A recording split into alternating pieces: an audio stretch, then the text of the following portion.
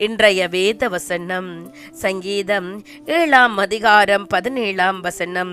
உன்னதமான கர்த்தருடைய நாமத்தை கீர்த்தனம் பண்ணுவேன்.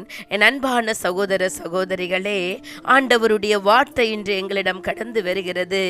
ஜெகோவா இலியோன் என்ற கர்த்தருடைய நாமம் வானமும் பூமியும் படைத்தவர், அனைத்திற்கும் மேலான அதிகாரமுடையவர், தமது மக்களை உயர்த்தி காத்து நிறுத்துகிறவர், மிக உயர்ந்த ஆண்டவர் என்று அர்த்தம் கொள்ளுகிறது.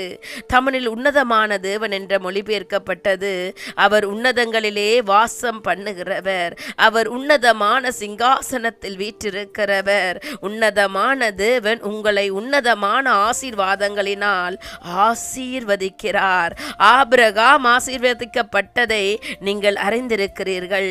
உன்னதமான தேவனுடைய ஆசாரியராயிருந்த சாலமோன் ராஜாவாகிய மெல்கேதேசுக்கு அப்பமும் திராட்சரசமும் கொண்டு வந்து அவனை ஆசீர்வதித்து, வானத்தையும் பூமியையும் உடையவராகிய உன்னதமான தேவனுடைய ஆசீர்வாதம் ஆபிரகாமுக்கு உண்டாவதாக, உன் சத்துருக்களை உன் கைகளிலே ஒப்புக் கொடுத்த உன்னதமான தேவனுக்கு சோஸ்திரம் என்று சொன்னார்.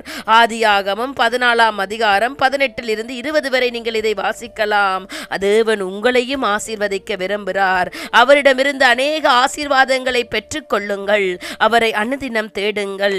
உன்னதமான தேவன் உன்னத பலனாகிய பரிசுத்த ஆவியினால் நிரப்புகிறார். நீங்களோ உன்னதத்திலிருந்து வரும் பலனால் தரித்திருக்கப்படும் வரைக்கும் எருசலேம் நகரத்தில் இருங்கள் என்று அவர் சொன்னதைப் போலவே உன்னத ஆவியினால் அவர்களை நிரப்பினார். உன்னத தேவன் உன்னதங்களில் நாம் அவரோடே கூட உட்காரும்படி அருள் செய்கிறார். உன்னதங்களிலே தேவனோடு உலாவி உன்னத பாட்டுக்களை பாடி உன்னதமானவரின் நேசத்தால் நிரம்பியிருங்கள்.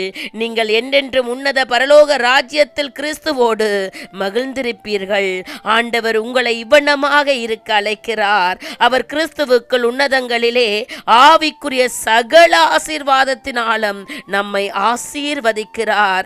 அவருடைய வழிகளிலே வந்து ஆசீர்வாதங்களை பெற்றுக் கொள்ளுங்கள்.